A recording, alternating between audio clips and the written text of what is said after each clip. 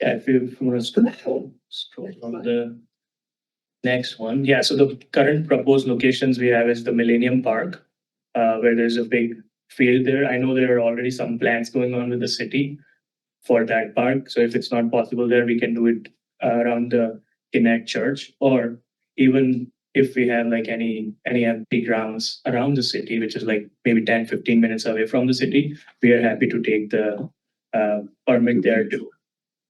Anywhere, and then we can just build the pitch there. We have the funding as well. Like as I said, the PCMCL is ready to support us with the funding. We have about 50 people from the community here locally who are ready to support, so we have enough funding to do that too. Next slide. Yeah, as I said, benefits to the community, like it's a team sport, encourages the culture, diversity. Lots of people want to play the sport. Provides opportunity for the youth engagement. That's our main goal, to introduce this to the youth and the kids. At the same time, coach the girls as well, because the girls also play the sport. And obviously enhance Castlegar's reputation in the community, like in Kelowna or the lower mainland and everything. And once we have the pitch, like we can host the intercity cricket matches, and which will be eventually beneficial for the city as well.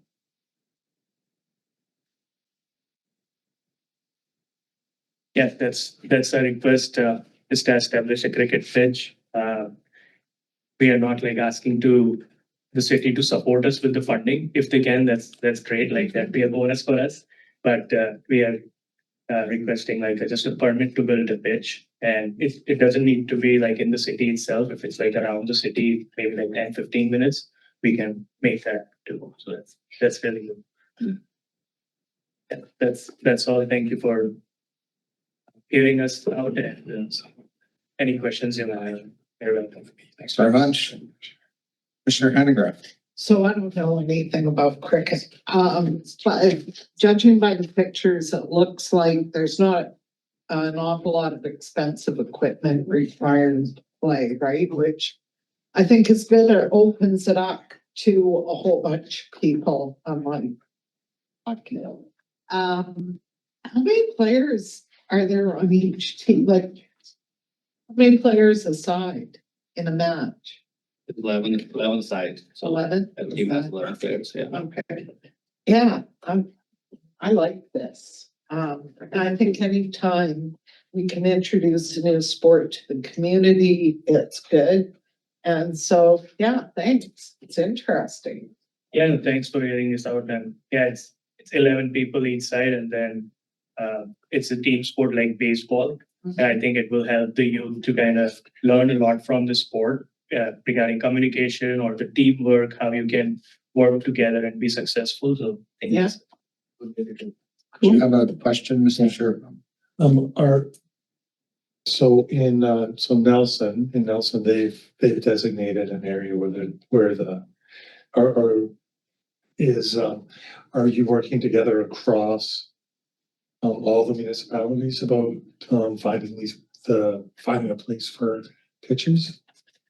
Yes, our major goal is to have the pitch around Castlegar area, because it's going to be beneficial for Nelson Trail, because Castlegar is right at the center. And then it's like about 40 minutes from Nelson, half an hour from Trail. So it would be like perfect spot here. And then there are lots of teams like from Kelowna, especially from the Okanagan region, they like to travel. So I think Castlegar would be the closest one. Right, so there is a field going in at Nelson. Yeah. So I was just wondering if it was a coordinated effort, like, is that a different group that's doing the Nelson? Yeah, that's a different. Okay, so that's just what I'm just trying to understand. It's the enemy. Pardon? Enemy. See what I mean? And it usually works best if I'm looking at the pictures where there's two soccer pitches that are running side by side. And then this is going between those two pitches. Yeah. Okay, all right. And it's that you want those pitches to be running lengthways with the batting area. Yes. Yes, Yeah. okay. All right. So that's good. Or other way we can do is let's say if we have just one soccer field, Yeah. and we can just have a cricket pitch like right at the like very end in between. Yeah. And from that way, like we can get the whole radius if you have okay. anything to show us. Yeah. All right. Commissioner McFadden. Yeah, thank you. Thanks for coming here too. I know we got to see your pitch at the city of Castlegar. But it felt like it may be beneficial to come to this table for a few of the reasons. One is both locations potentially are spoken for. So like Millennium with the fields, it's hard to figure out how it would fit into with them always being used for soccer during those seasons. Same thing with Canary Park. If our arena ends up taking up space here, we have to move ball fields up to those fields that you're talking about, which then makes them unusable. But I do wonder, my thought was, and that's what we're whispering at each other, is do have parks within the regional district. So I don't know how much you know about our system. There's the city, right? And then there's the region. Yes. So the two area directors are here. And one of the parks is, and I want to know if staff is Pass Creek Park, which is just outside of Castlegar, right across the bridge. Yeah. And in Area J. Is there space somewhere there that would be that length and that width that would fit? I mean, I'm assuming it doesn't need to be a soccer field. It just needs to have space on either side. So Yes. is there, yeah, like I was saying, some kind of grass. So is there staff? I don't know who would answer that question. Is there space at Pass Creek Park that would fit into, I think. or another park within I think that? we would have to go to the park and just, Look at. and see, but so at Pass Creek, there is currently one soccer field on the lower level. Then on an upper level, there is a baseball, softball field. But I think we would need your eyes on it to see if there was a configuration there that could work. The other space that we have, we're just in the process of starting a process to develop it and look at it, but it's Campbell Field, which is right in between Nelson. It's at the junction. Yeah. So, there's the high school there. Yes. Yeah. You go towards Slocan and Yeah, so then the regional district owns everything. If you're looking at the high school, owns everything to the left okay. Yeah. of it, but there's also, so there's a field configuration there, and then a school field, which is running, so our field goes like this and the school field goes like that. So those are the three that come to mind. And just follow up on that. It is quite a bit out of town though. Like I know that our original presentation, you said quite a few of your players are coming from trail. And the reason why Castlegar is quite central to that. So if that's where they're coming from and you're looking at teams coming, I mean, I understand why Campbellfield would be appealing in like location, but only if I would say we couldn't find something within the limits, because it sounded like there was some pretty good reasoning of why you wanted it pretty close to centralized Castlegar. Is just throwing it out there. Do you know if these, so it's a concrete pad, right? That's lengthwise. Yeah. The other thing I'm thinking about Pass Creek Park is it's used for a lot of picnics that a lot of bocce gets played. Like, are these the same kind of pads you could use for bocce playing as well? And why? Because the trail has the concrete runners. A lot of the Italian spaces have those. So is it different than? Yeah, so like, number one is bocce can be played on anything, but. Yes, but I'm talking about. But like when they usually do it in a court format, they usually have solid ends. Okay. Right, so they usually have a backing, and you don't want a backing, you want an open, it's a different design. but yeah, I just wanted to I have seen the Yeah. I have seen the Pass Creek, and I think that's good. That's a good idea. Like it seems there's enough like room that where we can build the pitch, and at the same time, like other sports can also get played. Also, the other option that you're saying near the Slocan, we are open for that too, because currently we have to travel 3 hours away. The nearest ground is like at Okanagan Falls or Kelowna, and then the other one is in Revelstoke. So I think traveling like 25 minutes or 30 minutes here would be much better as compared to going too far, especially in summertime, because we'll be playing mostly like our season will start from April to September. Commissioner Hanegraaff had a follow-up, and then I see your hand up too, Commissioner David. I'll thank you. No, I was just wondering, question to staff through the chair is, how much does that baseball diamond even get used at Pass Creek? Pass Creek, through the chair, we'd have to do a report on it, but it does get used. But I couldn't tell you right now Yeah. how much. I just, you know, from my perspective, I look at Pass Creek Park and think there's a lot of underutilized land there. And so if we could bring activity to the park, it's good for the cricket players, it's good for the community, it's good for the park. So, yeah, thanks. Commissioner Davidoff. Yeah, thank you, Chair. So I support this this initiative. We'll have to, you know, figure out like who's responsible for maintaining the fields and stuff like that. So whether that becomes part of our responsibility or what arrangement we enter into with any group. I think of the options now, Pass Creek might be a really good option to look at within the sub-region, but we do have 8 acres of land that the RDCK owns at the Playmore Junction. And that might be might be a good start to doing something there together where we could work with all the, you know, the whole corridor between here and Nelson and start something like this at Campbell Field. And it's something that I think should be explored as well. But I think there are options out there. This is not a huge infrastructure piece, but you want water, and that's a big thing. It's got to be irrigated because you got to maintain the pitch in really good shape. It can't just be a bunch grass. So this has to be a very to do this at a safe and high level. You want to have a very good pitch for cricket. Am I correct through the chair to the delegation? Yeah, so for the cricket pitch, you don't have to maintain that a lot because there's going to be a turf on top of it. It's just the grass around it because you have to make sure it's like not like crazy high. You just have to make sure it's like mowed. And there are many people from our team, like if needed, like we're happy to volunteer in that as well to support the city. Like we have a lot of volunteers from the community here who are ready to make this thing happen. So yeah, needed, we are happy to do that. Yeah, thank you, Chair. Yeah, I think this is worthy of exploration, and I'm sure we can find a place for this. What is it, number 1 or number 2 sport in the world, or? I would say it's number 2 sport after soccer. After soccer. But in Canada, cricket is growing significantly, and I'm living here in this community from last over 6 years. And in last one and a half years, I have seen a significant growth for the sport. Okay.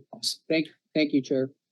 Thank you. So, but just to make sure that if you can do your staff contact is Trisha Davison. Okay.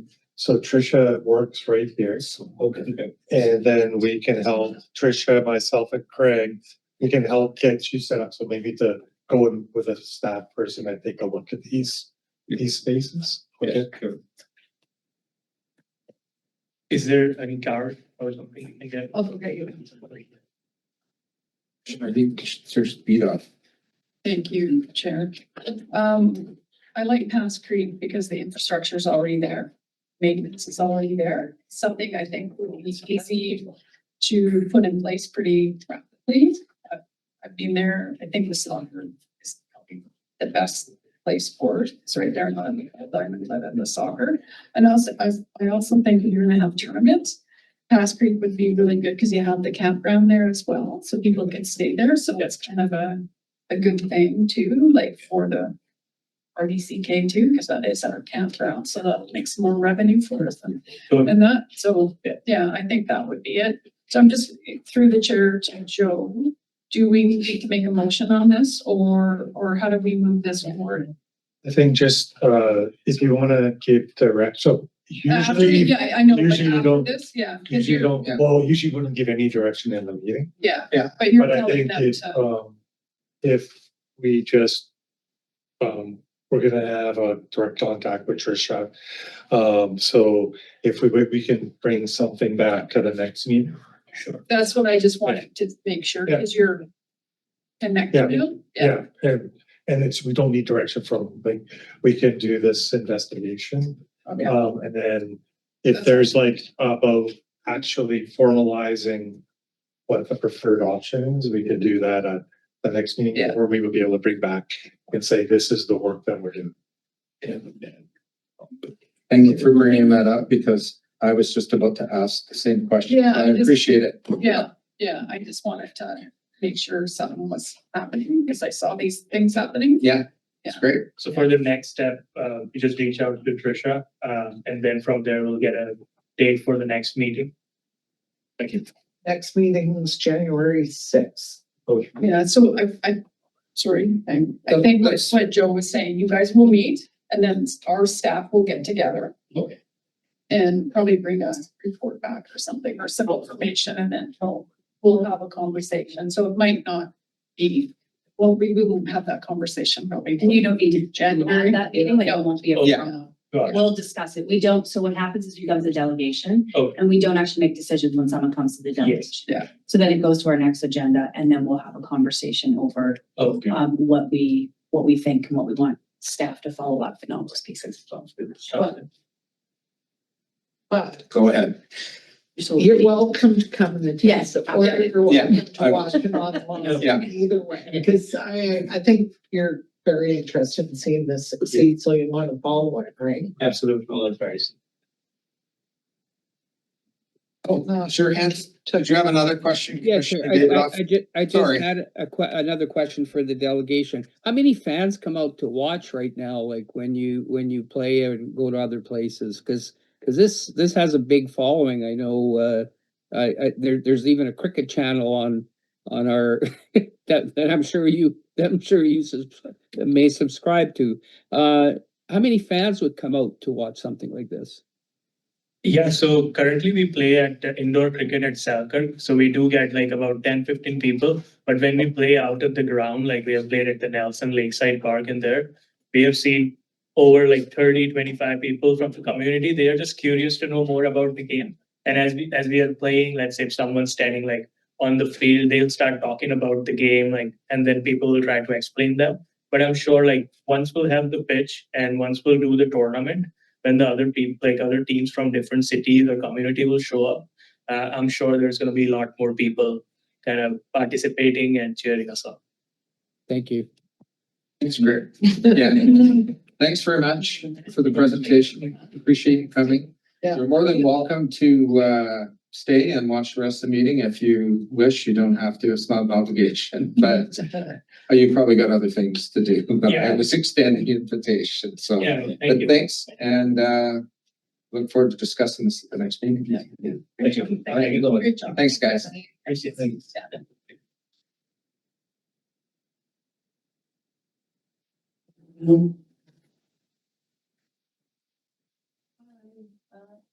Thank you. Have a good day. And if we don't see you before Yeah. that, have a Merry Christmas to you. Yeah. all. Thank you. Lovely people. Yes, lovely.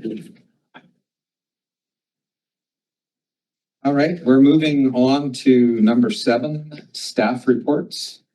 Robson lease agreement. Tricia. Yes, perfect. Thank you through the chair. So this report is, as I know all of you know around the table, a culmination of lots of work that's gone on for about the last 6 months or so. So what you have in front of you is the actual lease agreement as well as a recommendation around operating costs. So you've also dealt with that report at a previous meeting. So really, I can go through the details if you would like, but maybe just a quick summary and how we got here is so Wes Grieb and I have spent lots of time together over the last number of months, and we've came up with a draft agreement that reflects all the conversation that's come from this commission table. And then that has now been reviewed with our corporate services department and is then coming back to the commission for formal endorsement to take to the board for approval. And then ultimately to have the corporate officer sign the necessary documents going forward. The second component of that recommendation is in relation to the operating costs. So one is that the costs would come out of S222. So that is both for the $10 plus GST. Apparently that's a new rule that we must charge on a yearly basis for, or must be charged on the lease. The most minimum amount you could charge on a lease to make it appropriate.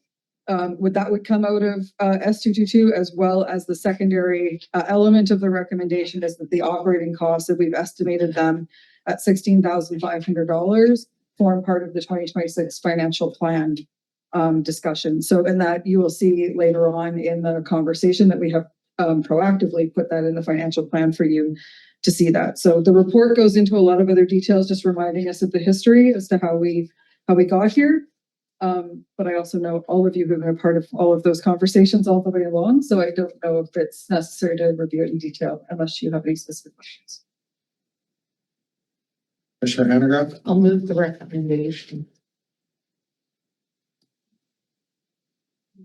You're seconding it, or? I have no question. Okay. Need a seconder for that. I will second it too. Can I have you there too, Commissioner Davidoff? I don't know who was first, so. Yeah, I'd second it for discussion purposes, no problem at all. I just Okay. have a question, if that's okay. Yeah, for sure. Yeah. Okay, so I looked at Schedule B, which is page 13 and 14, 32, 33 in our agenda. And I just have a question to staff in terms of all the responsibilities of the tenant listed there. Is staff saying that $16,500 is all that those responsibilities would cost? Is that what you based your estimate of 16.5 on, through the chair? So through the chair, sort of and not really. So sort of means that as the tenant, we would ultimately be responsible for all of these things, but the current plan does not necessarily include them. So for example, say there was a washroom facility put on there, the $16,500 does not include the plans for to operate an actual washroom facility, because that's not in the plan today. So if further enhancements to the park beyond a playground, a multi-sport court and a parking lot were ever to be considered, that would actually need to come back to commission in order to decide that you were prepared to pay additional operating costs for that amenity. So right now, the $16,500 is the most fundamental basic cost for snow removal, park staff to go and check on the infrastructure and basic garbage removal, but nothing extraordinary outside of that type of operation. So it's meant to be extremely bare bones and minimal. Okay, supplemental, Chair. Oh, can I go ahead, Chair? Yes, Oh, I sorry, didn't. I'll speak up. Yeah, I didn't hear you. Sorry, Chair. So yeah, it's just nice to know what potential costs could be, because we are making it very clear that the lessor, in this case the society, is looking after infrastructure enhancements and asset replacement, and we are pretty much looking after everything else. So it would just be nice to have an idea of what our potential costs could be. I'm not opposed to this. I'm in favor of this. It's just that anytime we enter into a 5-year lease, and I mean, this is going to be more than a 5-year lease, because, you know, the lease speaks to renewal.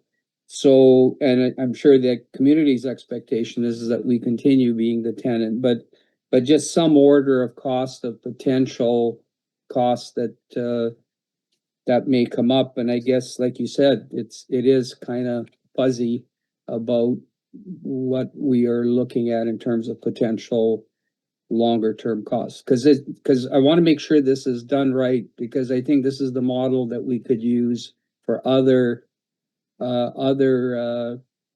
properties that are owned by third parties, where the RDCK comes in as a tenant. And I want to make sure that we understand what we are prepared to commit to making sure that what we're leasing is successful. And that's why I'm just asking those questions now. Okay, thank you very much. Commissioner McFadden. Thanks, Commissioner Davidoff asked some of my questions. That's where I was on Schedule B as well. So thank you, Commissioner Davidoff. I do have a few other ones just about what I thought the intent was and where we've kind of landed. So we're saying that we are taking on the operating costs of this now. And originally I thought when they came, they said that they were talking about doing the snow removal and all the operating and the clean, so I'm wondering where we've landed and then long term, what that leaves us at. Because originally it was kind of, there was gonna be no cost to us. They were doing all of that. This is very minor cost. I'm not necessarily saying no. I'm just wondering how we landed at now. We are actually doing the operating of the snow removal and the maintenance and the actually infrastructure maintenance costs, which that's more where I see it potentially getting in 5 years. If something breaks, if something goes wrong, and we're taking care of the maintenance infrastructure costs, not the renewal. That just makes me want to think really through what the implications might be in that than just, I don't know if that makes any sense. I'm not opposed. I'm just wondering how we landed there, if that makes any sense. Thank you. Yeah, go ahead. So through the chair. So in the report that we brought forward, I believe it was at the October, might have been November meeting, one of the last two meetings we had, we brought forward what we anticipated the operating costs to be for those kind of bare bones essentials of this space. And under the assumption that if no volunteer effort came forward, that there would be a responsibility to maintain or manage operating costs somehow.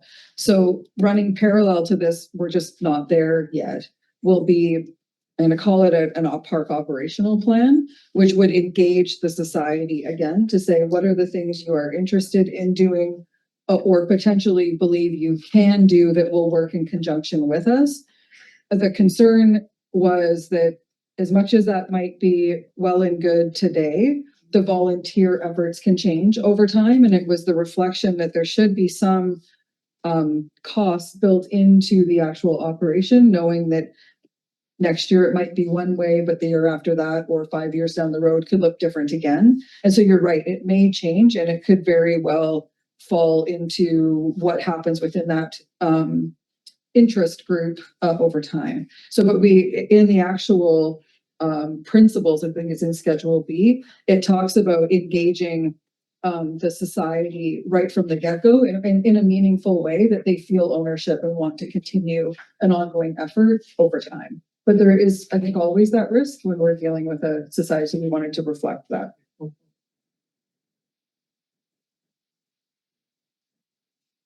Commissioner Dean, cheers to beat off the phone not turned off. I just saw your hand. Oh, sorry. I would like to make a comment, but it's, No, go ahead, no, you're first. It's not coming Go back, ahead. but you're just go go. ahead. So in here, is it going to be clear that any asset management renewal that they're responsible for? Yes. And it is, Is that going to be, It's part of Schedule B. it's not, no, it's I know, but I was just like, besides a tick, right? Like the wordage and that, like, it's just a tick, right? That's all I'm seeing. It's on page 13, 33 of the package. no, it is specific. If you, through the chair, if you want Joe to ask his question, I'll find the clause for. Okay. Because I only found and not a tick in X, really. I didn't. So, through the chair, I think you need, here's the problem. There's nothing that we're going to be able to do to give 100% assurance in working with a volunteer society. That they're going to be able to do this. But what I wanted to speak to was the Director Davidoff's comment about the model, is to know that you're probably right in that we haven't entered into agreements with societies, but just so you know, most of our regional parks are actually on property owned by others. So for example, Waterloo Eddy is the province, is the owner of the property. We just have a license to occupy it. Or tech, we often are actually managing lots of tech property, or even even in and around Glade, that might be Columbia Power. So we actually enter into these agreements, but you're right that there is this little nuance, or maybe we haven't thought about that with societies. That is a slightly new nuance to this. Most of our park spaces, we own in very little fee simple land as a regional minister. Commissioner Handcraft. Yeah, Oh, I'm sorry. But he went, and then that's why I got confused, so. And I think Trish was gonna find something. I know she found it. found it, yeah. No, 5.10 talks about the repairs and maintenance, and so it's understanding that we have a responsibility, so as the RDCK has a responsibility for the actual like ongoing operating and overseeing that the park meets the standards of our organization. But there is a clause in here about the construction. So 5.3 talks about the construction. Again, that's meeting our expectations. But there is a component in here about capital, and that is meant to sit entirely with the society. Yeah. So we would have no responsibility for asset renewal or replacement. That would be the society's responsibility through their continued fundraising efforts to support that. Yeah. And just supplement to that. And so is this a final draft? Because I'm just looking at the very last page and Schedule B under 2, where it says the operated dawn to dusk, and then if somebody has it in brackets, I believe this is what we have. Yeah, Yeah, fair. and there's a couple of crossed out ones too. I know this as well. Yeah, perfect. Yeah. And there's a I should have highlighted it. There's some strike out words. I'll double check Yeah. that. Yeah, thank you. Sorry. That's okay. Commissioner Handcraft. Yeah, so, I think this is new ground we're breaking, and we may not be perfect in every respect with this, which is why we're entering into a 5-year lease. I think one of the reasons why, so that we can go through, grow, identify what may or may not be working, and correct that over time. In spite of maybe some minor typos and that, I think it's a good idea. I'm glad that the commission supports it, and I'd like to see it move forward. Any other comments, questions? Right. I'll read the recommendation. Yeah, Chair, I just wanted one more thing. Just 65 times 5. So our commitment to this is 16.5 a year. So over the 5 years of the lease, it's 82,500 is the ballpark that I calculated. Is that correct? Well, it would be the same math that I had, so. Yeah, through the chair, we'd probably add CPI every year on that as well. Yeah. Okay, and that will show up in our 5-year plan for S222. Yeah, through the chair, that number that Tricia presented has been added to the budget and will be carried forward in the 5-year plan. Okay, so 82.5 is my math over 5 years at 16.5. Is that correct, Craig? I would add, A CPI, Yeah, I would add the CPI to add to that. okay. Thank you. Right. So it's been. Moved and seconded, yeah. In front of us. I didn't know if I needed to read the recommendation. There's a lot of big words in there. All those in favor? Thank you. I'll move the second recommendation. You, shorter, I would have read that. You don't have to. All those in favor? You. Okay.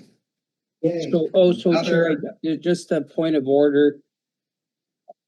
When we make recommendations, like we usually include an amount, or are we not gonna include that in recommendation 2?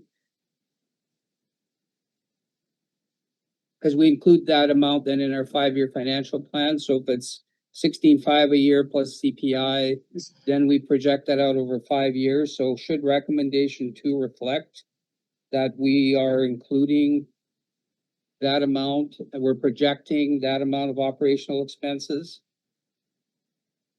Over. Hang on, I'm just looking for something. So It's in recommendation 2, but it doesn't include the amount.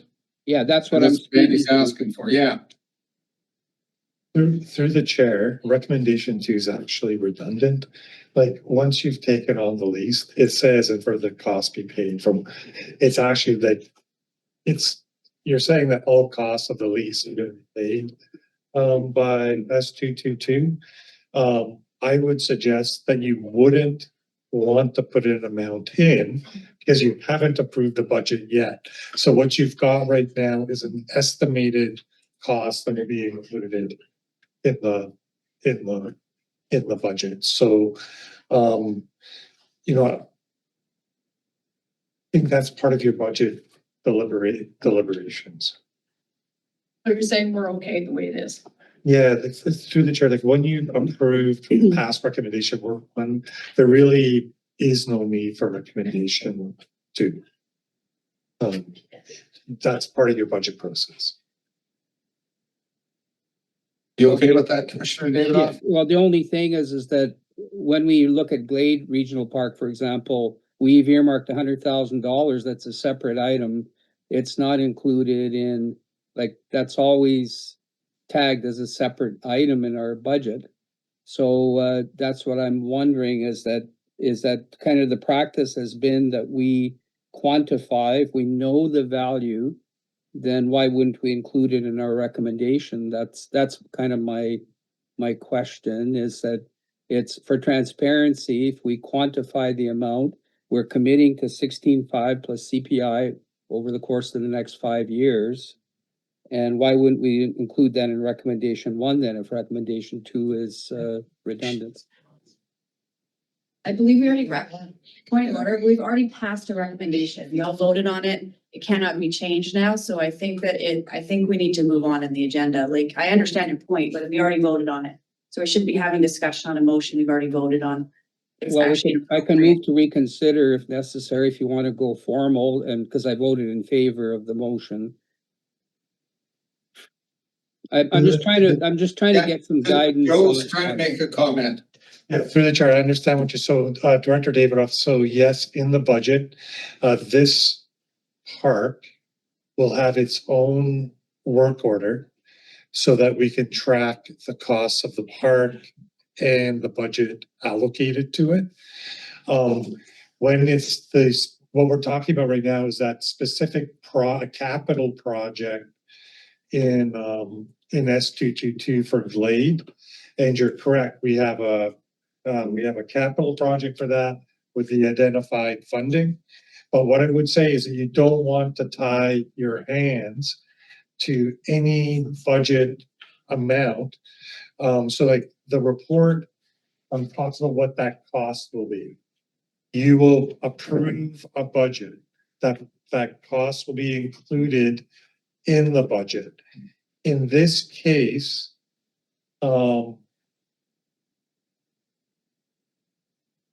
that if, as the society comes back with the project for the improvements, you may choose to do a budget amendment and show that, for example, if it's funded by a regional district grant or something that's separate from this, we would do the same thing.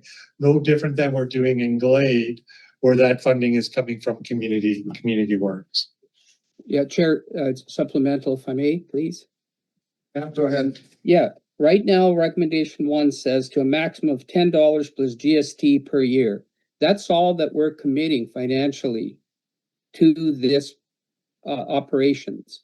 We're not, we have said maximum value of $10 plus GST. So the bottom line, if we're spending anything more than $10 plus GST, like that, I'm just concerned is that we have placed a value of $10 plus GST, which we have to do, I understand, to make it legal. But at the end of the day, is that are we tying our hands by doing that? Because if we have a ratepayer come to us and say, hold on a sec, you're not spending $10 plus GST per year, you're spending $16,500 and CPI every year for 5 years. I can see a ratepayer of mine asking that question. So And my feeling on it is that it is going to be a line item in the budget, correct? Correct. We will vote on it when we vote on the 2026 budget. We would only be a proposed amount because somebody, maybe they're right to say, no, I only want to spend $5,000 on that budget. And then we would change it to that if that was agreeable with everybody. I don't think we need to go back over it again. You had a question. Well, my comment is on recommendation 2, it says operational expenses. So at this point, they're saying 16,000 is the guesstimate, is the guesstimate. So I'm fine with that. So it's $10 in the first and then operational expenses, which will be defined in our operating budget. And then that way it doesn't, then we don't have to go back and make another recommendation if it goes over in the first year, because this is something that we just don't. But I don't think there's any discussion here. I think we would go on because we did vote on the 2 recommendations. Yeah, I agree. Moving on, 7.2. That's what it was. Castlegar Seniors Society Agreement. And Craig, Mr. Stanley. Yeah, through the chair, this is a follow-up to the last meeting where staff talked about bringing back a recommendation to enter into a 5-year agreement with the Castlegar Seniors Society. They appeared as a delegation in July, and we had presented the options at the last meeting, showing the actual cost recovery if RDCK fees and charges were applied and what they would pay versus what they currently pay in rent at 617, and staff took direction from the commission to bring this recommendation back, and there is no agreement attached to that. We're still working on the form of the agreement, but the terms of the agreement are as we had discussed with the commission, and they will also include use of the lounge on weekends with the agreement with the facility manager. So we've added that. And everything else is in line with what staff had heard from the commission. So the recommendation is to enter into a 5-year agreement with the Castlegar Senior Society as per the resolution in the report. Second that. All right, any questions, comments? Seeing anything? All those in favor of the recommendation as presented? You. Okay. 7.2 or 7.3, I'm sorry. S222 and S227 draft 5-year financial plan. Through the chair, Stanley is up again. yeah, a bit of an error there. We don't have the draft 5-year financial plan. We're still in the process of determining, Joe and I were, how we were gonna present this to the commission, knowing that we didn't have all the information about carry forwards and reserves. And so we've decided to just submit the revised 1-year plan for 2026, and we'll have a discussion about that briefly. We do intend to have conversations about 5-year funding for capital asset management at the January meeting more in detail. But for now, we'll talk about the changes and I'll highlight those changes from the last draft that was at the commission in November to where we're at right now. And I'll start with S222. The biggest change there is that we had anticipated borrowing $911,000 for capital improvements for 2026. And we didn't do that because most of that work was deferred. So we didn't borrow the $911,000. So we didn't have to start paying back the $911,000. The original draft had a fairly significant payback for 2026. I think it was 180,000 in debenture alone and about 50,000 in interest. So the short-term financing interest and principal in this are quite a bit less than what was in the original draft. So that is why the surplus at the bottom jumped significantly. Everything else is more or less what we had suggested as far as the draft plan, but that is the big difference between S222 previous draft and where we're at with the current draft. And we will be refining those numbers once we settle out on the actual project management fees, transfer to other services, et cetera. And I believe there's still some other general admin, et cetera, to go in. So for S227, you'll notice that the black number at the bottom representing a deficit, that's actually gone up significantly. And there's a couple of reasons for that. One is in the capital, there's a bit of a miscalculation in the actual capital expenditures. So 275 for this year coming up, that had said, I think that had said 600,000 because we anticipated carrying forward a lot of the roof. But the roof is mostly going to be accounted for by the end of this year. So the carry forward looks different.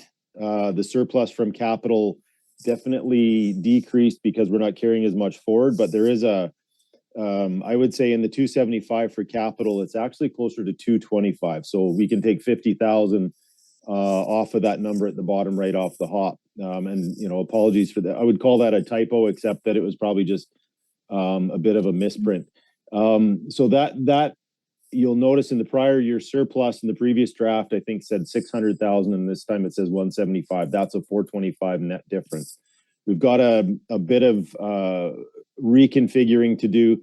The other thing you'll notice is that for the capital, we actually don't have, other than the surplus, we don't have a transfer from reserves being made in 2026.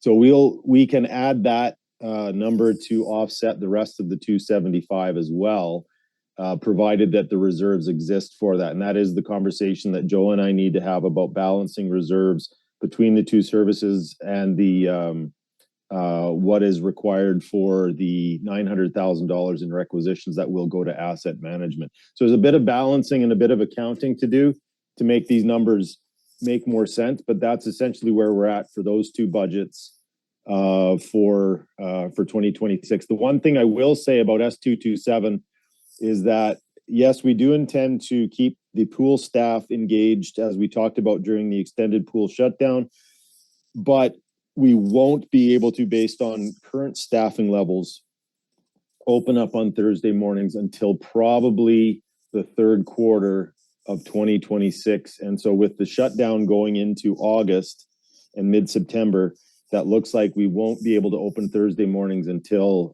mid-September at the earliest. So that is reflected in that budget as well, a bit of a savings of, I think, 10 or 12,000 in salaries for aquatic staff there. And that's the gist of it. So, will we have that information for the next meeting? Through the chair, the plan is to have a very detailed 5-year, 2026 balanced for certainly for the next board meeting, but for this commission, a balanced budget and a 5-year look at the January meeting. Okay, thank you. Commissioner Davidoff. Yeah, just doing one calculation here. Just give me a sec, Chair. Just wanna 3358.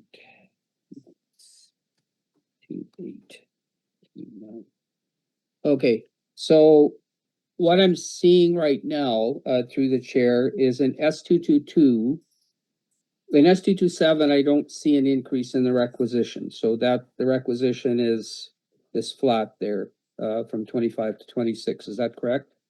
Okay, and then in service S222, I'm seeing increase in requisition of $529,000. Is that correct? That's correct. Okay, and that 529,000 includes items that we are yet to discuss in January and items on this agenda that we're going to discuss, correct? Yeah, through the chair, that's mostly related to the large capital that S222 is going to take on. Certainly, we didn't do the lion's share of in 2025, but inside of the $900,000 split, and Joe will probably have to correct me if I'm wrong, but that was part of the 5-year plan from last year about how we were going to divvy up the 900,000 this year, and part of that was going to be, last year it was 2025, it was the pool roof, and in 2026 it's the arena roof, and that's I believe the way we had looked at that as part of the plan last year. So I have one more question, Chair, if that's okay. Okay. Go ahead. Sorry. Yeah, that's okay. So does the 529,000 in the requisition include have you factored in the 280,000 in item 8.2 that we're going to be discussing? Through the chair, 280,000 is part of the capital plan in the 2.155 million. Yes. Okay, so in the 525 increase, the 280 is part of that, right? Through the chair, it is part of the capital plan. Yes. Sorry. Thank you. Yes. Okay, thank you. Is there any other questions on this preliminary draft?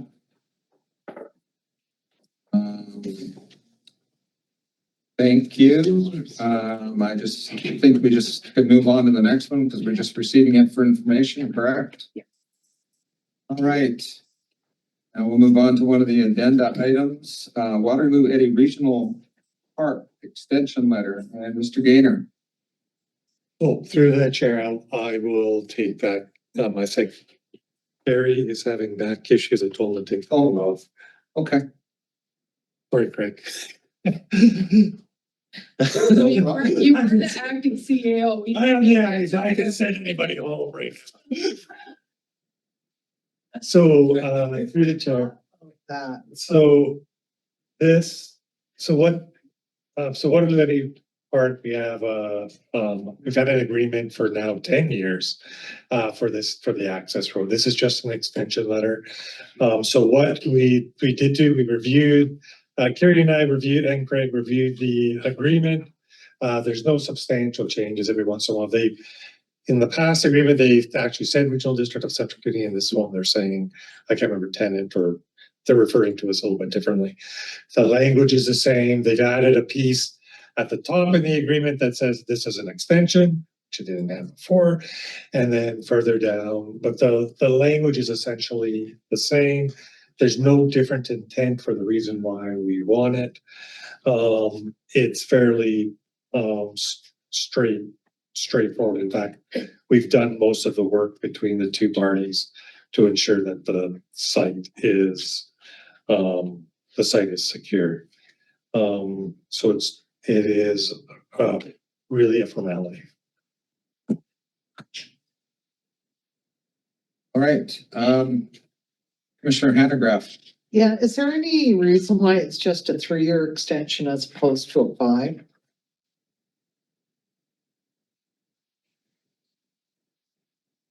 I thought you said 5 but that's not what it says.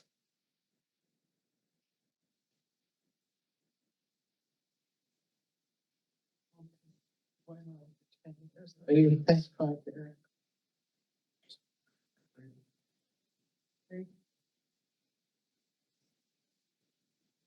It seems to me that this is a situation that's just gonna roll over every time, so Yep. why do it every 3 years when you could be doing it every 5? Oh, sorry. Because we're at the mercy of time. You're at their mercy, but they want access, so it's all right. Well, no, through the chair, they're giving us permission for their property. Because everyone continues on beyond the park boundaries too, but. Oh, I see. Okay, I have it backwards. in my head. It does, I still don't understand why you would have. Sorry, I misspoke. I had it just every 5 years. It actually looks like they've been doing it as Every 3 years. 3-year agreements. Cause that's what they did in twenty Yeah. two. Yeah, Yeah. sorry, Yeah, my, I see that. Just seems a bit tedious. I'll move Okay. that. I'll second it. Okay, thank you. That's right. You want a second? Henny second it. Forget Perfect. about me. So, we have Yeah. recommendation to approve. We have, 2 different options. One is approve, one is not approved. So I'll ask the first one. All those in favor of option 1? You? So I guess option 2 is off the board. Approved, thank you. And on to the next one. I just need to find my agenda. Dates.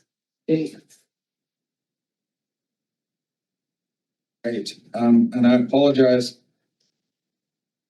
for my sore knee. So, Oh, no. Saw that.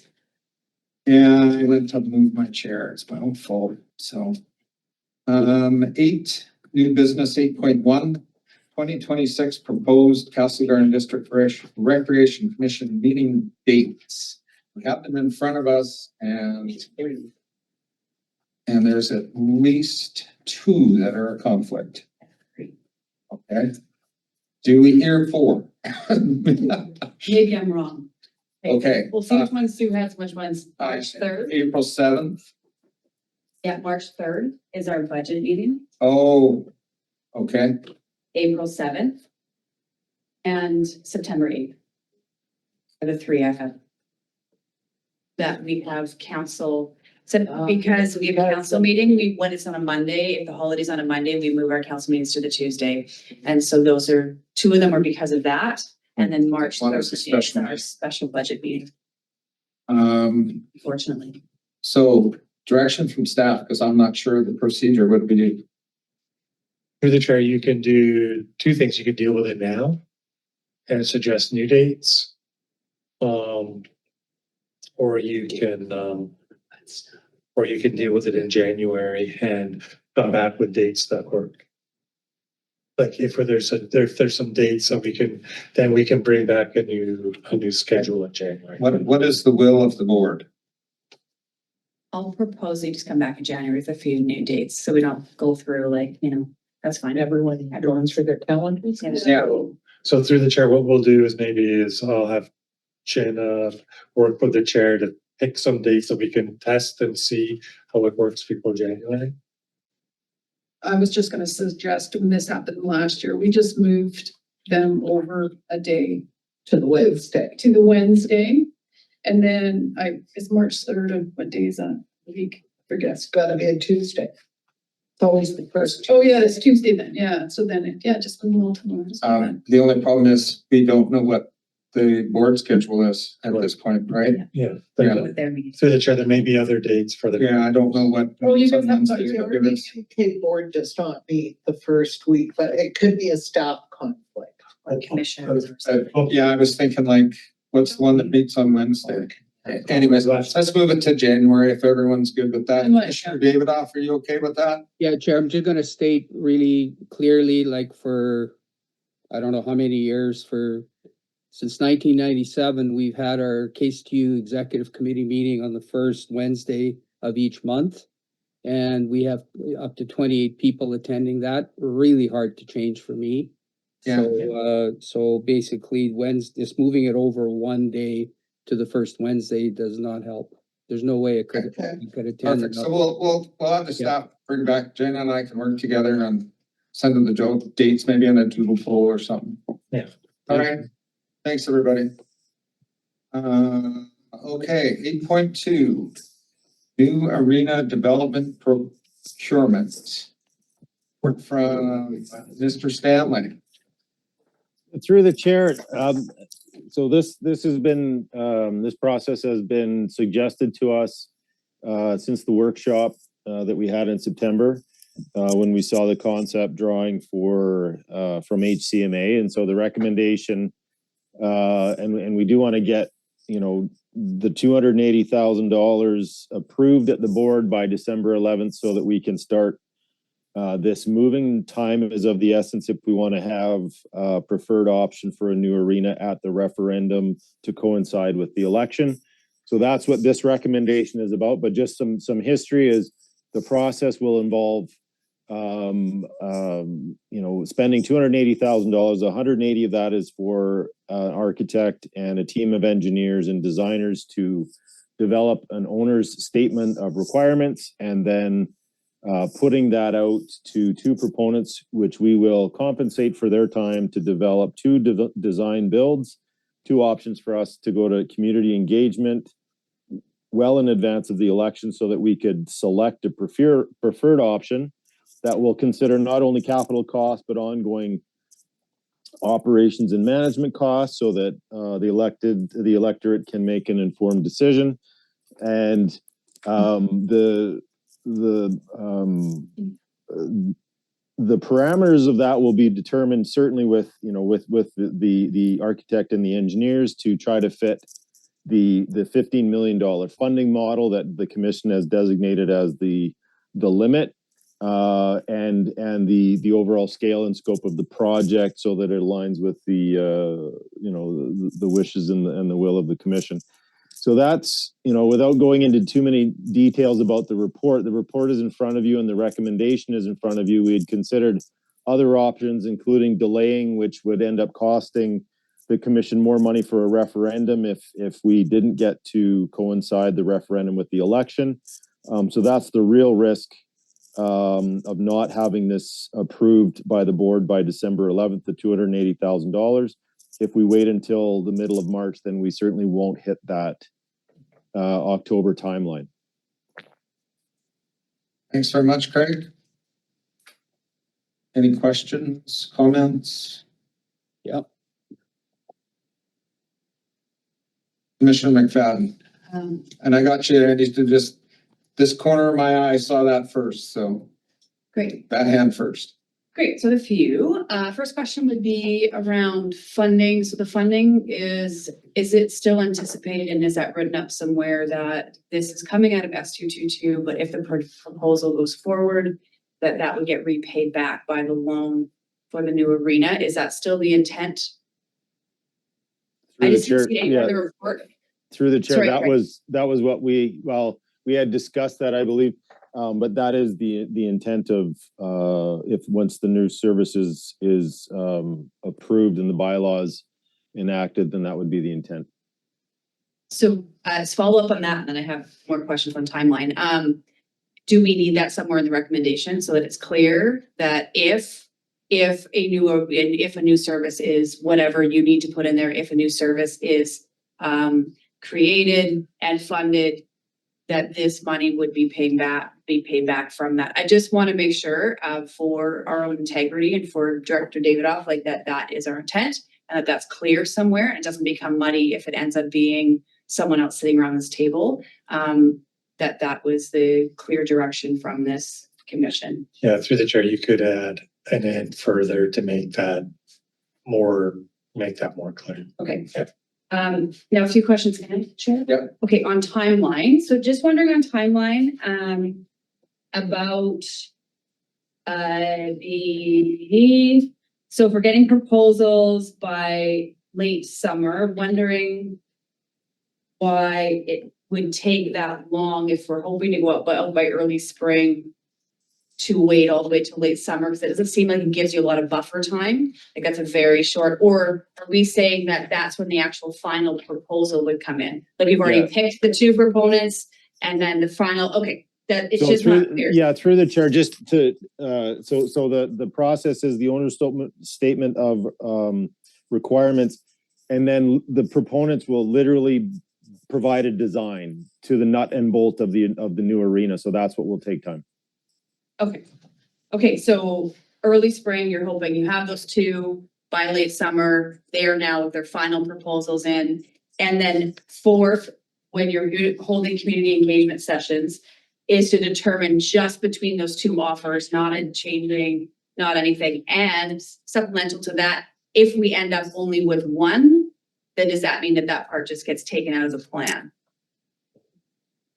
Sorry, through the chair, I didn't understand the last question. Okay, so it's saying in here that we are gonna hold community engagement sessions to determine preferred options. So I'm assuming those are the two options.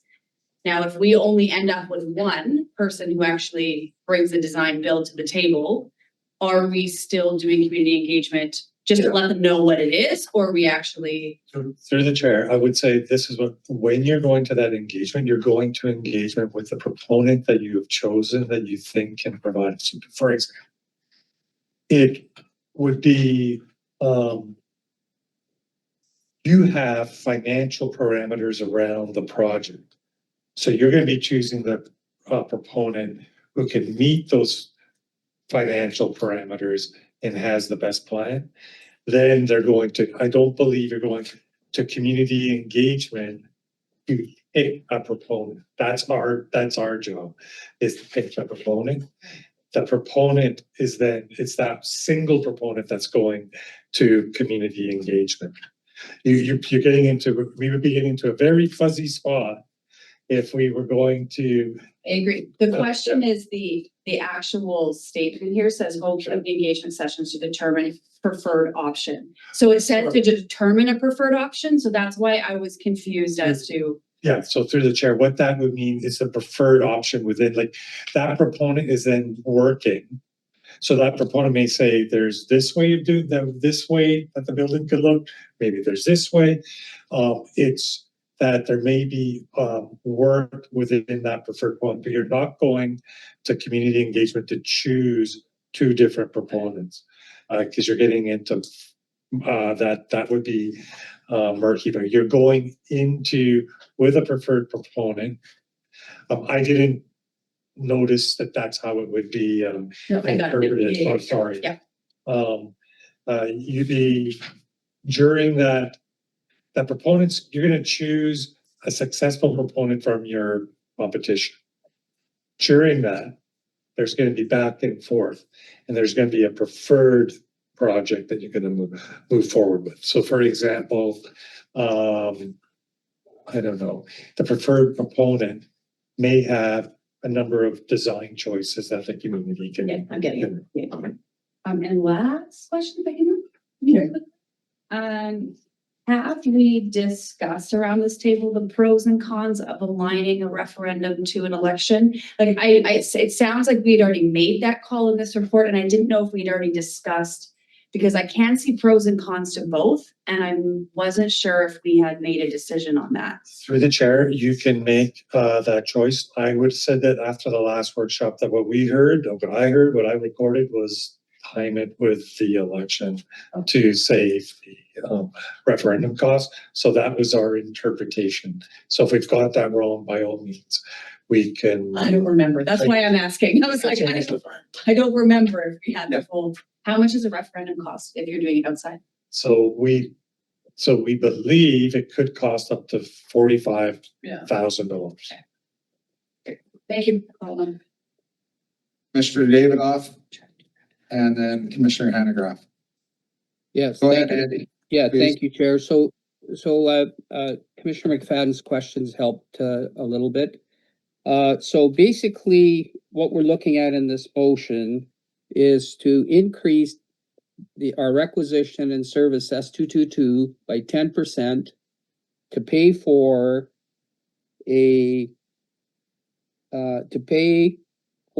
services required to plan for the development of a new arena. And is that correct? So is my math correct? Through the chair, part of what we discussed at the last meeting was that that would be included as part of our capital plan. So that project planning would be included in that. So, for example, so what the intent of commission, so we've got a capital funding plan in place. That was, this year, last year was 8. This year was $900,000 of requisition, which was an increase of 100,000. Right now, what we're trying to do is to contain that 280,000 within that $900,000 capital plan, plus the contributions from reserve and that kind of stuff for capital. So Director Davidoff, it's at this point in time, I wouldn't draw that direct linkage to the two. It's within the 5-year capital funding increase and requisition that we're trying to maintain it within. Okay. The next question is, have we looked at alternative sources of funding this 280,000? For example, Area I or Area J in the city are looking at establishing a new service. The service bylaws have been sent to the province because they have not been approved yet. Is that correct? So through the chair, there's two. So there is no new service at the moment because a new service would have to be approved in the referendum. Mm-hmm. So that the new service piece is nothing that we could tap into until the voters have approved assent for it. Okay, but the bylaws that would assist the new service have been sent to the province for approval, correct? Sorry, not so much, I wouldn't frame it that way. Because S222, the way that bylaw is currently written, there's nothing within the way that bylaw is currently written that restricts you from doing this right now. What those two bylaws are, remember what the commission's direction was, is we need to provide clarity for those two bylaws. So the bylaw that is for S227 right now is, it essentially says to actually fund the building of an aquatic center in the city of Castlegar. That's all that bylaw states. So what commission's direction was, is let's create clarity in the bylaws so that when you create that new service, you can have clarity for future commissions, what they are funding. So all that's going to the province right now really creates clarity between S222 and S227. It would create clarity if there is a new bylaw that is approved by the province right now. But it's just that the way S222 right now is written is very, very, very broad. So right now, we've actually, in some ways, with that new bylaw, created restrictions around it to enable that new bylaw, if it gets passed, to be easily plugged in. So I wouldn't say that the two things are done to enable a new bylaw. S222 is written so broadly right now that it could do anything. Okay, so supplemental chair. Yeah. Okay, so basically, I get this. We've had conversations and I can't talk about what we talked about in camera in an open meeting. But the bottom line is I'm trying to get it very clear because I've been asked the question already. I've had constituents contacting me. Would Area I residents be on the hook for helping pay for the operating costs of the new arena? And my answer is the way things are setting up right now, yes. Correct. Okay, thank you. So the other thing, have we looked at Service 106 as a possible source of funding? Service 106 is an RDCK service. It's a feasibility studies reserve that we hold, And the amount that's in the reserve right now, last I checked, is about 130,000. And basically the city has reserves as well. But we are in a feasibility process right now in terms of figuring out how to build a new arena. And one of the ways that we've done this before is fund all the planning, all the research to our Service 106. This is an RDCK project. This is not a City Castlegar project. This isn't an Area J project. This is an RDCK facility and an RDCK project, not a city project. So the bottom line is that we do have Service 106, which is a feasibility studies reserve. We've utilized it in Area I to look at the feasibility of establishing a childcare, community hall childcare, subsidized daycare. And the way it works is that if you spend the money in the feasibility study and the service isn't implemented, you don't have to pay it back. If the service is established and proceeds, then you have to include that as part of the costs of the new service. So basically, has staff looked at S106? And then has the city and Area J looked at, because I understand you could use community works funding to assist with planning for something like this. And the city has reserves that it can utilize for planning something like this. So why wouldn't we look at those options to avoid a potential 10% increase in taxation at S222? So staff looked at all those options. So through the chair, we have had some very brief discussions about that. But again, that would be a board decision and not a commission decision. But you could make a recommendation to that.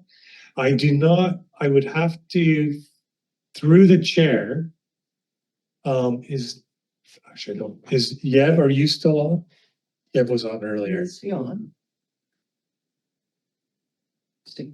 Yeah, I think it's only fair to allow staff to explore those other avenues of paying for the $280,000 and come back to us at our January meeting. Because right now, we haven't looked at 106. We haven't looked at the city and J utilizing other funding sources to pay for this $280,000, which we don't know what's going to happen. So if the project doesn't go ahead, if it's not approved, then we're out 280 grand. And through the chair. Yeah, so through the chair, it doesn't change the recommendation. All that service would do, so that project doesn't get, that service, we wouldn't be billing direct costs to that service, it would be a grant. So it would be money that would come into S222. So to Director Dayroff, to what you could do is just like we're adding an and further on the recommendation, we could do a separate recommendation for the board to consider some amount of funding to S222 for that feasibility work. But all the expenses are going to go to S222. And just to note that there's not $130,000 in there. I believe there's probably only around $70,000 in there. There was $50,000 it looks like that there needs to be $50,000 drawn from reserves to balance that budget. It must have been used for some purpose this year. I can't see exactly from here. Okay. But you could do that. So you could do a recommendation to ask the board to consider probably funding $50,000 from the feasibility study. But just to note, right now, we weren't increasing we were using the capital plan for the service to fund this feasibility study.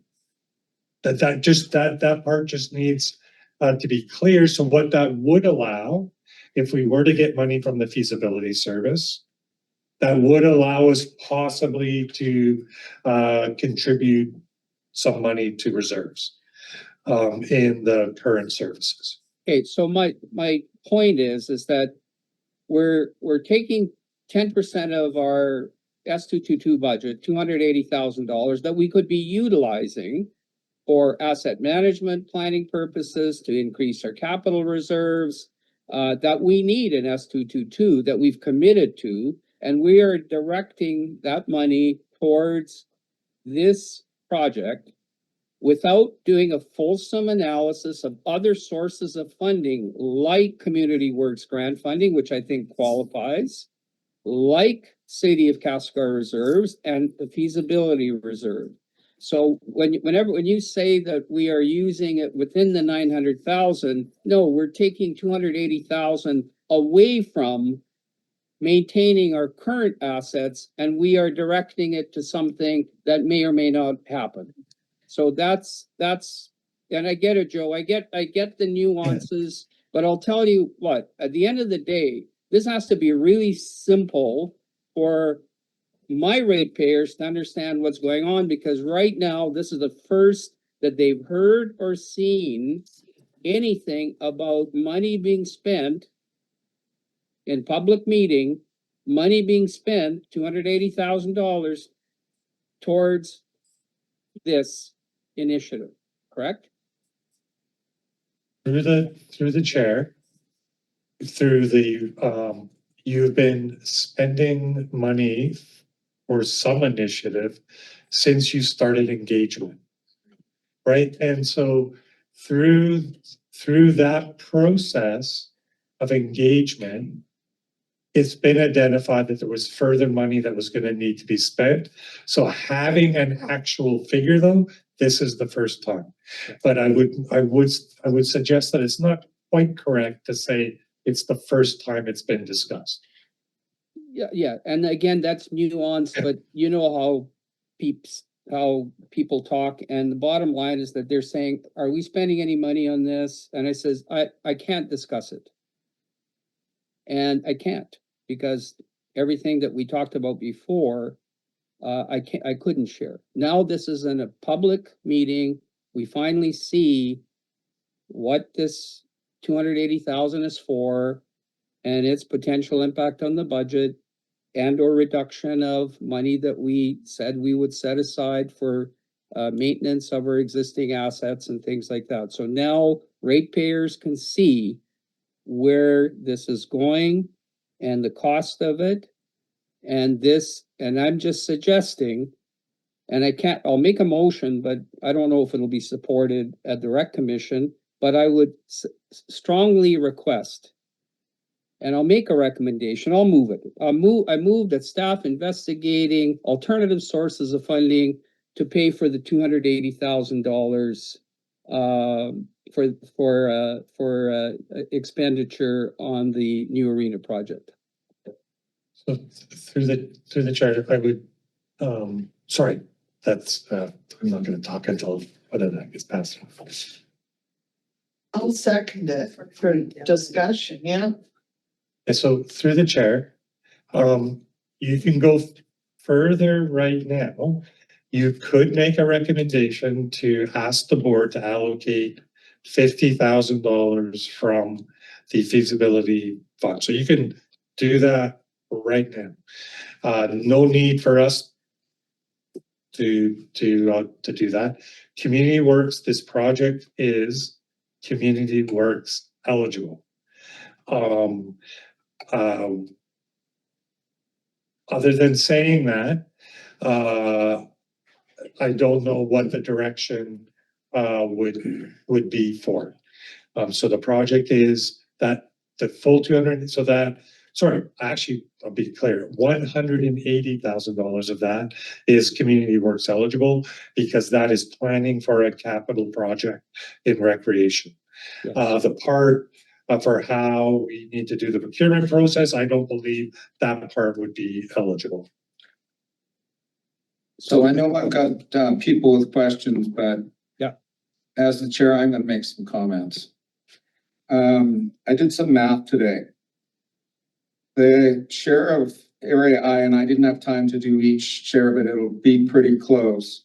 The actual tax increase, had this been done in 2025 and added the share of, area I, which 25 was 14.93% of the rec budget.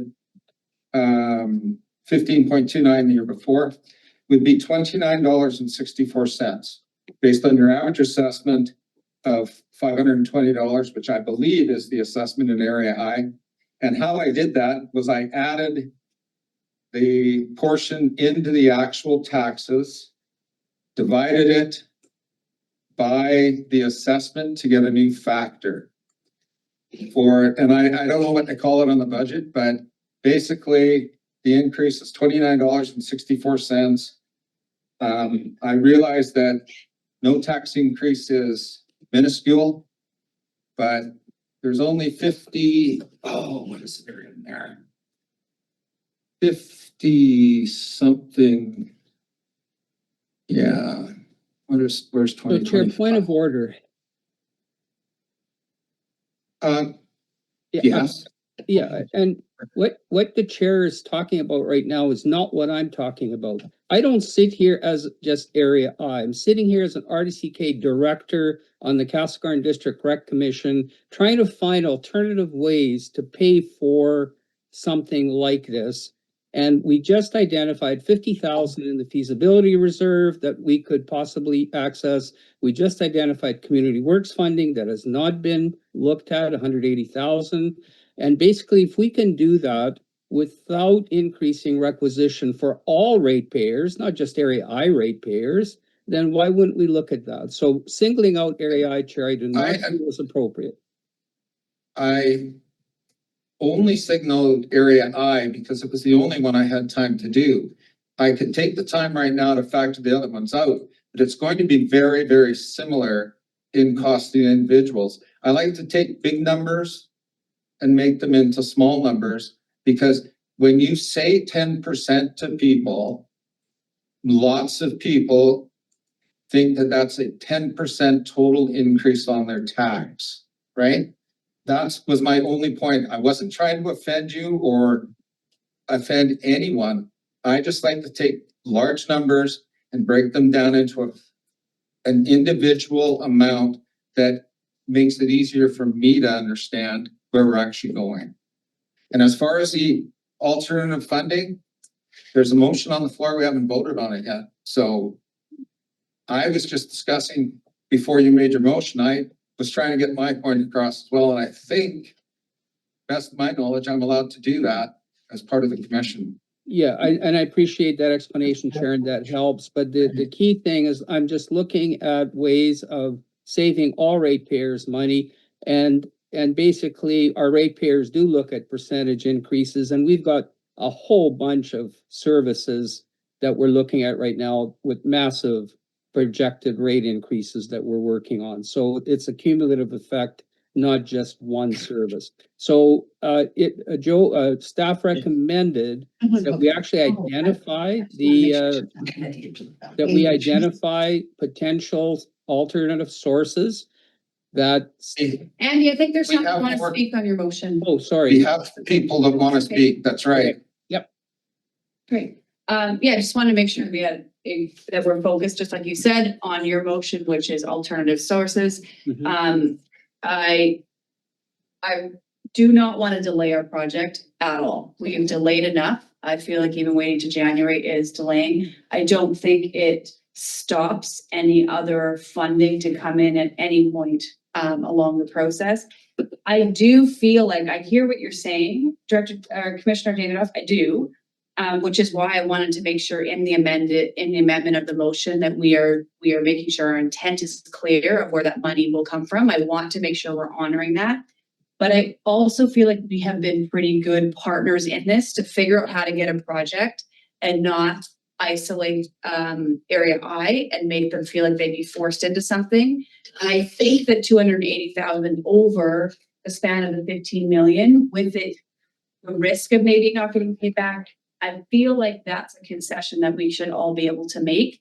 I understand where you're coming from, but I'm not comfortable delaying the project at all by trying to figure out where the other funding. We're already on a tight timeline. We know that the second sheet of ice is a pressure point. I hear it every day still. And I feel like we're trying to make sure that we're doing this in a fair way. So I won't support that, but I am intending on adding and further to our recommendation to make sure that it is clear of where those funds will come from eventually. Just through the chair, just so we can remember, because sometimes we forget. So it is correct that the feasibility fund had like $130,000 in it. So last year, resolution 18425 at the board actually reduced taxation by 50,000. So that actually reduced board, I think it was to reduce taxation by 50. So the $50,000 that was taken out of that reserve fund last year was used to reduce overall taxation for the district. So just to note that if the board does something similar, there is no money in that reserve fund, but you can make that recommendation to use funding from that reserve. I wasn't meaning the reserve. I was meaning to add it for the line was. Yeah. Okay. I'm not sure who was next. Yeah, I moved to Maria. I was gonna ready to call a question on this motion, or do you want to? Can someone repeat the motion? And these What was, I want to hear it a second time. So through the chair, the motion says that the board include $280,000. Andy's No, motion. Andy's The one that's on the table. Not that, I got that. Did the board look into alternative sources? Commissioner Davidoff? of Funding. That's Can you repeat your motion? As Yeah. best you can. That the commission recommend that staff investigate alternative sources of funding to offset the $280,000 cost to procure the services required to plan for the development of a new arena. Okay, and so now I do have a question, because everything just Fire away, has gotten. and I'll get to you, I'm sorry. So it seems to me that staff can do that without a motion and bring it back to us. At any point to say that this is available, that's available, we can do it. My concern, much like Commissioner McFadden's, is delaying this. The thought of delay, to me, I'm driven a little bit crazy by how long it's taken us to get to this point. The thought of a further delay of even 1 month is not appealing to me in any way, and for that reason, I'll vote against. Commissioner, just lead off. No, he just said what I was gonna say about 10 minutes ago. Call question? I'd like to close, Chair, if that's possible. Sure. There is no delay. If we made a recommendation today to use $50,000 from the feasibility reserve, if that money's there, then that would go to the December 11 board meeting, along with this motion that the commission's looking at. There is absolutely no delay. Staff has already identified that $180,000 of this $280,000 qualifies for community work funding.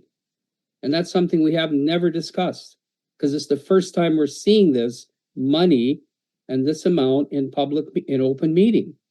And then the city of Castlegar has reserves that it could utilize for this purpose as well, rather than doing it through here. But that's up to Castlegar. So there are alternative sources. I would suggest that in any report, this motion stay as is, that staff, when they present this motion, whatever passes here, That, I'm just saying, look at alternative funding sources for this. That's all this is saying, and there's no delay, and that could be part of the report that goes to the board for December 11th.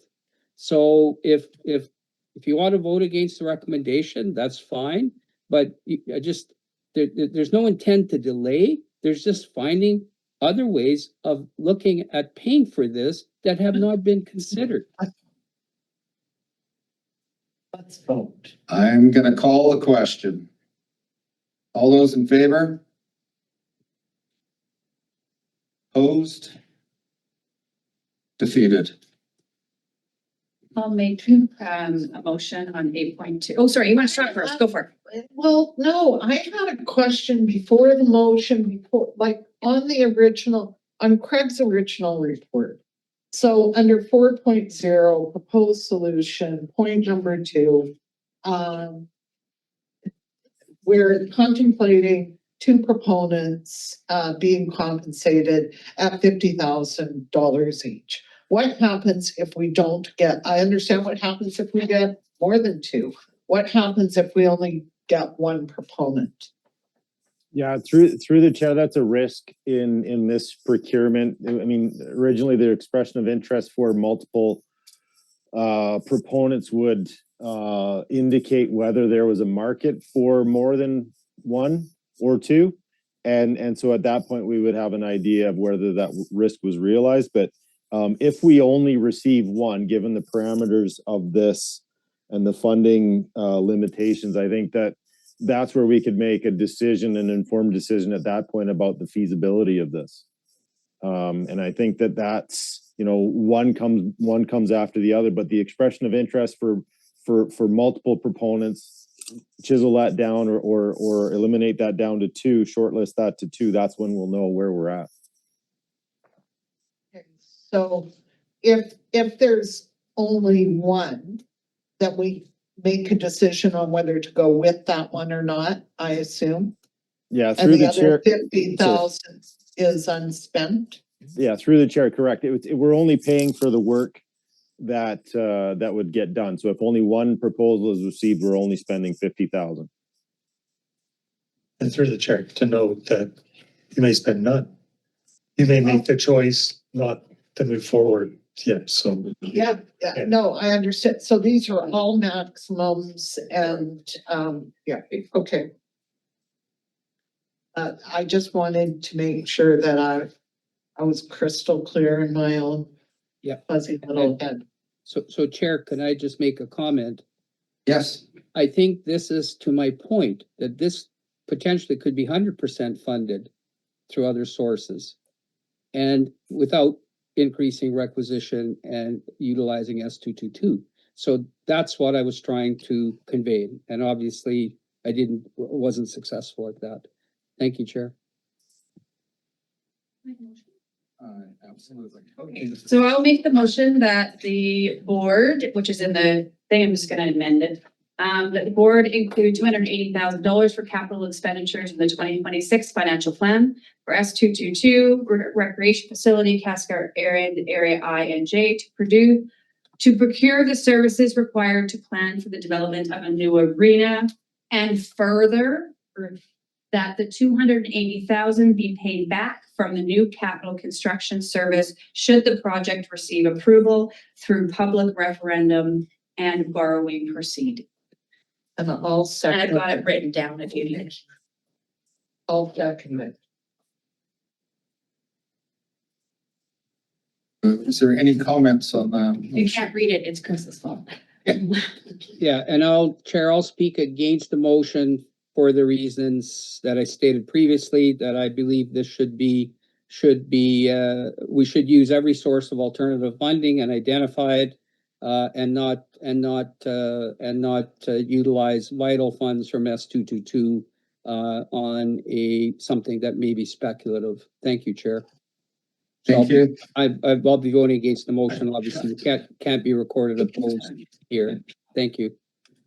All right, all those in favor? Opposed? Recorded? No, it's commission. Oh, sorry. Yeah, I'll do that at the board table, Chair. Thanks. Yes, that's true. Okay, public time.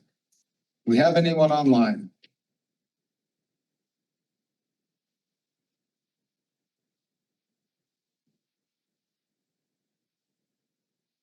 We do, we have one. Okay. If anyone online has any questions, please use the raise hand function and we will do our best to answer them.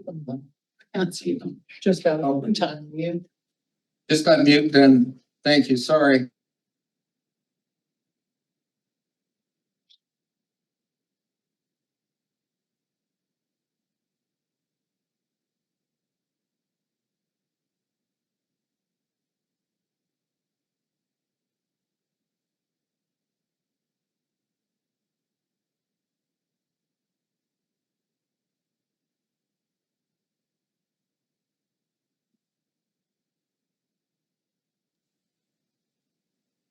Andy, did they freeze for you?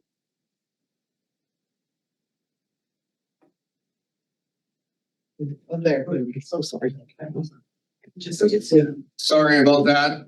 If there's any questions online, please unmute and ask your questions.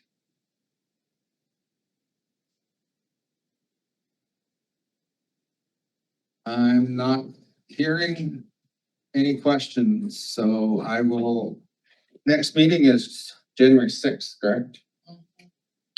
In 2026, 4 p.m. right here. Up for me. And I'll call for adjournment So moved. at 5:57. Right.